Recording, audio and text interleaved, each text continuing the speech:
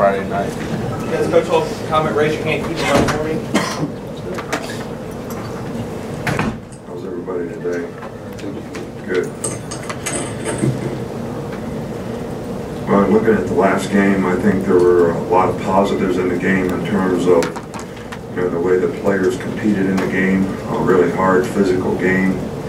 They really tried to control the tempo of the game by slowing the game down, and I thought that offensively we kept pushing the envelope, and I think eventually it paid off for us. I think our ability to finish in the fourth quarter the way we did, whether it was get a couple stops on defense and have a couple really successful drives offensively, great perseverance by our team to hang in there and keep fighting and sort of overcome hard. So, and there was a lot of adversity in the game. Some of it we created, some of it they created.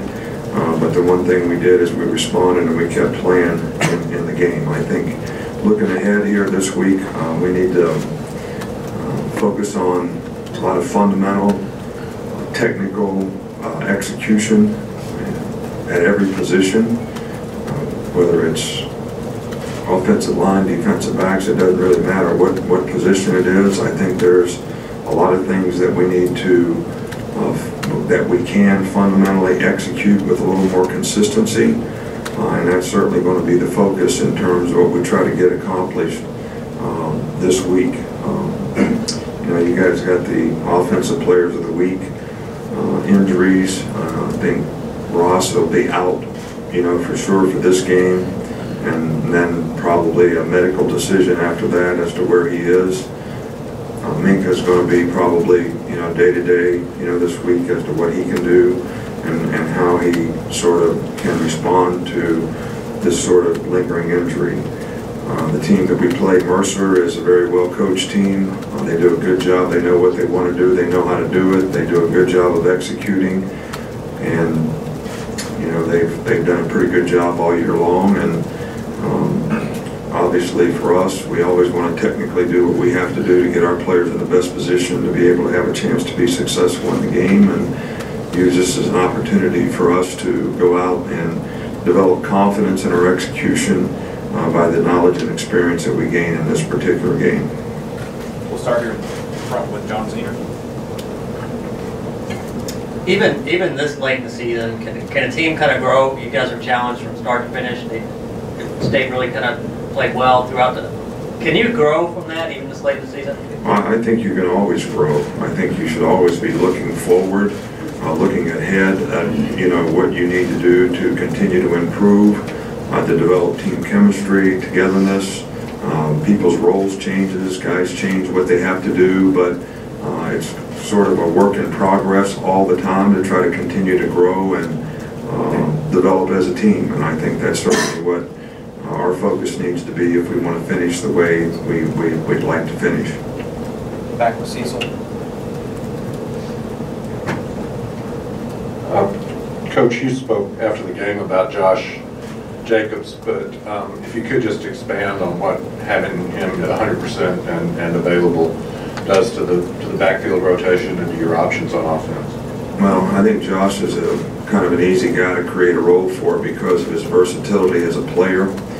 We certainly need to use him more now that he's healthy, and he certainly was healthy in that game and very explosive, and probably changed the game a little bit for us with his energy and enthusiasm. And he's always been a great competitor, and we're going to continue to try to expand his role so that he can be more productive for us. We're not displeased with anybody in terms of how they played at that position, but we would like to get him more involved in what we're doing. We'll stay over here with Charlie. After reviewing the film, how did you think that J.C. Hassenauer did filling in for Ross at left guard? J.C. did a nice job in the game, and we have always rotated guys a little bit in the offensive line. J.C. also has to be the backup center, so he has to do sort of dual duty regardless of what his circumstance is relative to playing guard. So we certainly need to continue to develop that depth, and make the kind of changes up front that we might need to make so that we have that kind of depth if something else happens to the offensive line, or if we have an opportunity to play other players at different positions, because that may be something we need to do down the road. We'll come back over here to Michael. This Mercer team played Auburn very close to 3 quarters every year. Is that game too early in the season, or is there still a lot that can be taken from that? No, I think there's a lot that can be taken from that. I think anytime you play teams, especially at this stage in the season when you've been playing SEC games for how many weeks in a row now, it becomes a little more difficult for guys to have the right psychological disposition to not be playing a conference game regardless of who that might be. But I think it's important for our guys to focus on what we need to do as a team to improve and get better. We have players who need to get experience. We need more players to be able to play winning football. We have a lot of guys playing different roles, and I think this is an opportunity for us to sort of capitalize on efficiency and performance for our team. And I think we need to always have respect for whatever team that we're playing. That certainly should not determine the standard of how you play in terms of who you're playing. It should be the standard that you set for yourself in terms of how you want to play. And I certainly think that that's going to be important to us to continue to try to develop momentum as we go through and finish the season. Back to Saban. Coach, after the Mississippi State win, your press conference, you walked up to Miss Terry and kind of greeted her, and she was clapping for you. It was really sweet. The video kind of went viral. What is it like to have such a support from your wife through the ups and downs of coaching and just through your entire career like that? Well, I think that's the thing that you got to have appreciation for. You know, I think about sometimes when we had you probably don't even know what an old rusted out Volkswagen is. So fastback type, you know, like 19, whatever model that would have been, 60s of some sort, and go through the struggles that you go through personally and professionally, and to have a partner that has been supportive and an asset to the organization in every way is something that is really appreciated. And you know, she's been a great partner, and I don't know why she puts up with me, but I'm very fortunate. We'll stay over here with Chandler. After reviewing the film, how did you think both Keith Holcomb and Dylan Moses played inside in Sean Deon's absence? Well, I think that we, first of all, I think that stability of the defense has to be created through confidence in the signal caller, making the right calls, doing the right things, getting us in the right place, and everybody having confidence that they need to do their job. And we did that for a great part of the game, and there were times when we had breakdowns that were costly. So I think we all need to have the sort of attitude that we need to do more to try to improve our ability to be consistent in how we play as a defensive team totally, but starting from inside out. Come back on the left with Reiner. How is the fact that Jalen has only committed 1 turnover this year, you know, speak to his, again, poise, and also, you know, just the fact that allowed you to stay, you know, in a position to win the game, especially on Saturday, the fact that because of the limited possessions you had? Well, I think the key to the drill in any game is taking care of the ball. The first thing we talk about in every game that we play is the ball, the ball, the ball. Some players have a hard time putting that as a priority. They sometimes put the priority in making a play, which means they think they can squeeze it in there when it's really not open, and it ends up getting picked off, or they're trying to gain some extra yards and not taking care of the ball, and it ends up being a fumble, or the ball gets busted out from the back or whatever. So that's something that we've really emphasized with our team. It's something that Jalen is very conscious of and has done a really good job of, and probably learned from some of his past experiences of taking care of the ball and how important that is. So I think it's critical, and it will continue to be critical, that Our turnover ratio is a positive thing for us. We got to get more turnovers on defense, and we got to continue to take care of the ball on offense, which we've done a really good job of so far this year. In the middle with Taryn. How much have the freshmen stepped up and really made a difference this season? Well, we've probably played more freshmen this year than most teams, and I think for the most part, those guys have provided a tremendous amount of depth, and in some cases, filled in very admirably for guys when they're called on, whether it's on special teams or whatever their role has been as contributors of the team. So we're happy that we played as many guys as we played, and we're happy with the way those guys have played. So I think it's a positive for us, and in most cases we've been able to play them enough to enhance their development, which is always sort of the priority when you play a young player is, are we going to play the guy enough so it enhances his development in practice every week and also the game experience that he gains. Up front here with Wayne.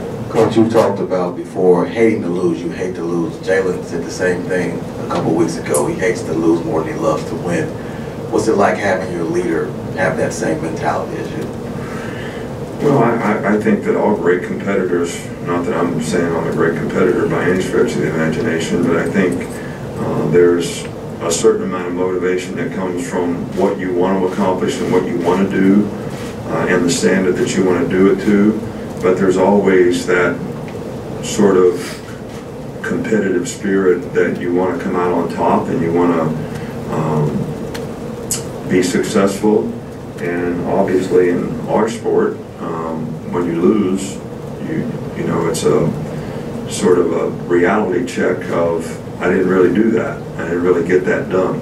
We didn't do the things that we needed to do in a lot of ways. And although we try to stay focused on the process around here, what we have to do to be successful, I think from a competitive standpoint, it helps when, you know, guys don't like the feeling of not being successful. Right here with Mark. How do you think the linebackers and safeties did against some of their RPOs on Saturday? Well, they didn't run a lot of RPOs. They ran a lot more really tough play action passes. They had us on the first play of the game. In the back end, we didn't respond to it the right way. But for the most part, I thought that our issues were more on third down. Man-to-man coverage, not tackling well, not playing bunch passes very well. All things that we need to work on and get corrected. Back on the inside with Chris Walsh. What kind of development has Raekwon Davis made, especially in just keeping to his assignments and doing what he's supposed to do? Well, I think he's done a good job. He's a very conscientious guy, and he wants to do and please the coach in every way that he can. He plays hard. He's very competitive.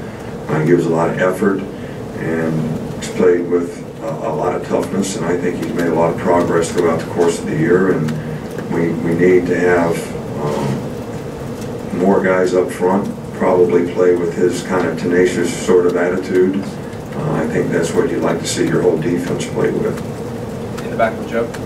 Hey, Coach. After the game Saturday, Jalen said that he was reminded or was thinking to some degree about last year's Clemson game. How much do you think that game has made this year's team mentally tough for the guys that experienced that game? Well, I think that was a tough loss for any player involved in that game. A lot on the line. You work all year long to try to put yourself in that position, and you come up a little short. I think that's something that you never forget.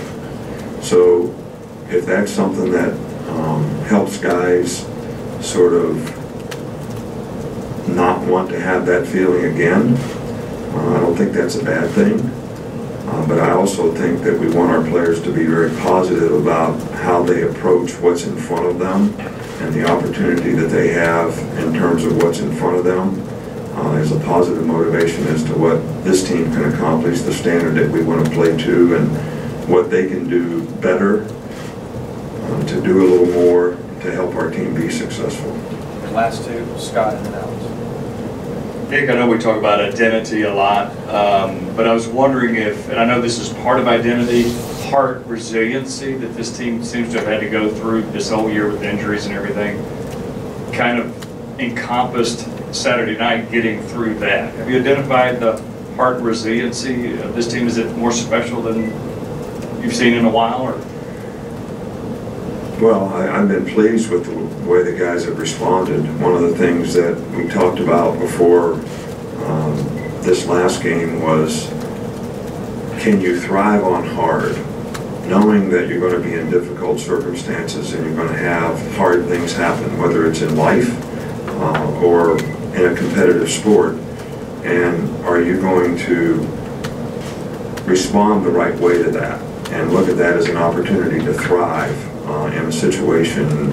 And you know, everybody can give more, everybody can do more, everybody can but really we want you to execute and do your job in critical situations when your best is needed. And obviously I was really proud of the way our team did that down the stretch in that particular game, so that gave them the best opportunity to be successful. But I think that kind of perseverance is always really important, and that comes from, you know, your heart in terms of how bad you want to accomplish something and how bad you want to do it, and are you putting that first or are you putting yourself first? Because, you know, when we surrender, all of us, to what's not what we want, it's always about us. And when you start putting yourself first and not what you want to accomplish as a team, then you usually have some issues, and that's not been the case with many of our players. We'll finish up right here with Alex. Last two games, the defensive has allowed over 150 yards rushing per game. What do you attribute to some of those issues, and what can y'all work on this week, you know, moving down the stretch? Well, I think that, you know, when you have changes, whether you make changes or whether those changes are inevitable because of players missing or whatever, those things are all things that have some impact on how you're able to play and what you're able to do, whether it's how you communicate, guys getting in the right things, doing the right things, not making mental errors, or having the confidence that every player out there is going to be able to do what he needs to do effectively. And I think we need to play the run better, but I also think we played two teams that were committed to being able to run the ball. And they ran the ball better than we'd like. But at the end of the day, when you do the stats on this last game, I think they had, what, 3.8 or 3.5 yards a carry or something like that, which is not really that bad. So they just did it a lot. And what creates those situations, and I'm going to go back to it again, which nobody seems to have the same concern about, is when you have them 3rd and 10, you have them 3rd and 7, you have them 3rd and 8, you have them 3rd and 9. When you play teams that run the ball like that, you got to get off the field. All right, so don't give them a new set of downs to go run it again and again and again, and keep sort of, you know, 3 and 4 and 5 yard you to death. And when you have teams that can create extra gaps because a quarterback runs, it's difficult. Could we have executed better and done better on some of those things? Absolutely. Did they have a good scheme and a good plan to run the ball, shrink the game, play slow? Yes, they did. And the key to that was just like when we started it, you can't give them extra possessions. You go 3 and out right off the bat, I jump over the shield, give them another possession. Well, that possession now goes for 10 or 12 plays, changes the field position. All right, so all these things contribute to giving the other team more opportunities, not getting off the field on 3rd down, giving them extra possessions, whether it's penalties or whatever. So all these things sort of go hand in hand in how do you stop the run. But stopping the run, to me, is more about how many yards per play they get than how many yards they gained. Thanks, Coach.